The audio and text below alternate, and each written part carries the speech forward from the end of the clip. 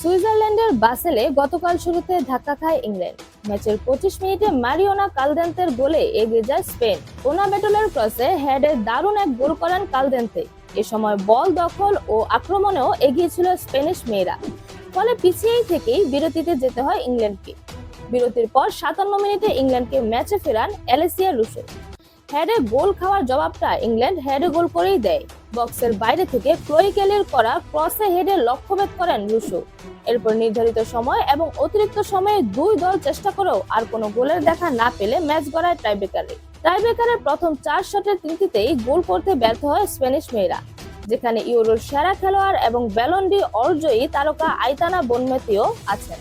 অন্যদিকে ইংল্যান্ড নিজেদের প্রথম ৪ শটের দুটিতেই গোল করে।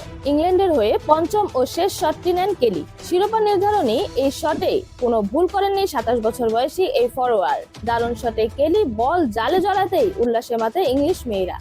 এর আগে ২০২২ ইউরোর ফাইনালেও জয়সূচক গোলটা এসেছিল কেলির কাছ থেকে।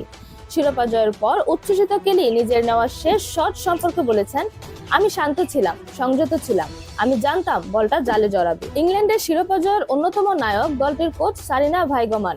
এই নিয়ে টানা ৩টি শিরোপা জিতলেন তিনি, দুটি ইংল্যান্ডের হয়ে এবং অন্যটি ২০১৭ সালে নেদারল্যান্ডসের হয়ে। দারুণ এই কীর্তি করার পর ভাইগমান বলেছেন, আমরা বলেছিলাম যে কোনো উপায়ে জিততে পারি, আজ আমরা আবারও সেটা প্রমাণ করেছি। আমি দল এবং স্টাফদের নিয়ে খুব গর্বিত, এটা অবিশ্বাস্য।